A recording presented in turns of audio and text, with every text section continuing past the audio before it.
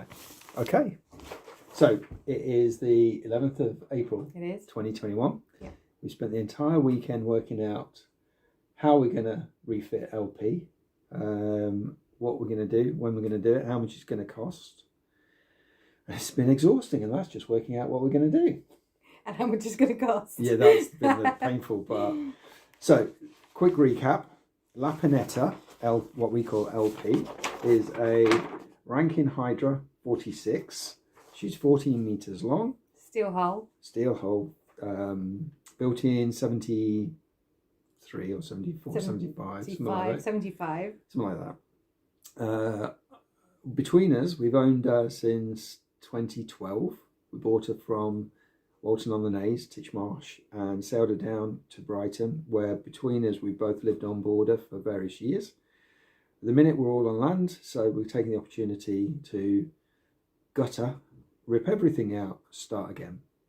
So that's the plan. It is. Yeah.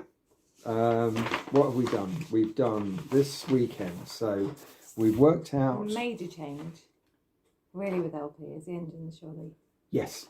Well, let's start with that. Wasn't it? Yeah, I guess the reason for doing the major refit was that currently she's got two 50 horsepower diesel engines in her. And she should add, she weighs 20 tons, being a steel boat. She's a big old girl.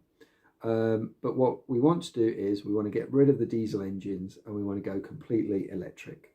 So this is going to be a major learning curve, I think, because a steel yacht of such weight, twin engine as well, very unusual.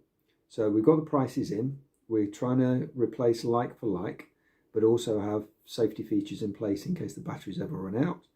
So we think we've got everything we need in place, but that's what's instigated the refit. Yeah. So what to do? So this is, we've got all these. I'll scan all these. This is going to be the new layout. We're going to rip everything out, from the floors to the headlinings to every piece of furniture, every bit of the galley, every bit of the heads. It's all coming out. Yeah. And we're going to reinstate two proper berths, one at the front, one at the back. They'll both have their own heads, shower and toilet. We're going to move the galley from where it is at the moment on the starboard side back to its original position. And we're going to take out and sell the two 50 horsepower Mercedes diesel engines and replace those with, in theory at the moment, Marlin 8, I think they're 8 kilowatts, electric engines, which are equivalent to 50 horsepower engines. We'll use the diesel tanks, or half the diesel tanks, to run a diesel generator as an emergency backup, and also diesel hot air heating system, which will also do the water as well to a degree. We're going to put solar panels on her, wind turbines on her, and she'll have a regen facility on the props as well when we're sailing. So that's the plan. Yeah. Sounds easy. Looks a little bit more complicated. Yeah.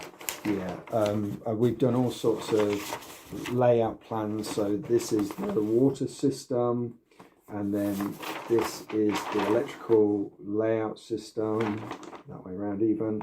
So we've got a really clear idea of what we want to do. We're setting ourselves a time limit of approximately 3 years out the water to do it all. And mainly because financially, at the minute, we're looking at, what did we say? We've got a total cost of, excluding electrifying the engines, of about £32,000 and £17,000 for the batteries and electrifying the engine. So she's going to cost about 50 grand to do up. Now, because I've lived on board her, she owes nothing at all. What I would have paid in rent living somewhere in the UK has gone towards the mooring fees and repaying back the loan I got for buying her from my parents, which was really useful and generous of them. So the boat itself owes nothing at all. The mooring fees we would be saving by keeping her out of the water is going to give us a certain amount. The sale of the diesel engines and any other stuff that we've got on board that we won't need with the new setup will hopefully generate some. I've got some money coming from a pension. And between those three, hopefully that should pay about half the costs. So over the next 3 years, I've got to save 25 grand to get the rest done. But once that's done, we should have a boat that's got 48 volt battery system. She can run on batteries for a good 8 to 10 hours, hopefully. She can do a steady speed like that. She'll have new sails, she'll have self-furling sails. She'll be completely kitted out internally to run off the batteries, self-generate, and be completely self-sufficient. The only question mark would be topping up the diesel tanks for the generator and the diesel hot air heating system. So in theory, if we manage the batteries right, in the tropics, we should have no costs at all, because hopefully we'd have a desalination unit in there so we could create our own drinking water. That's part of the budget. The only cost would be the hot air heating system if we went into northern climes.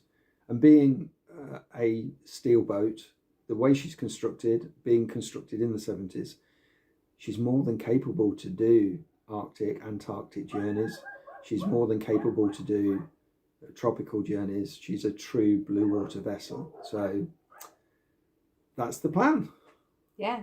So now we move her up to Titchmarsh Marina and got the old girl taking out everything. So that's probably going to take us, you reckon, a year to just kind of even strip her down. Strip her down and get her ready. Yeah, I was going to say prep the hull inside, the bilges, the headlinings, get to the stage where we can start to think about putting stuff back in. Yeah. So, yeah, watch this space.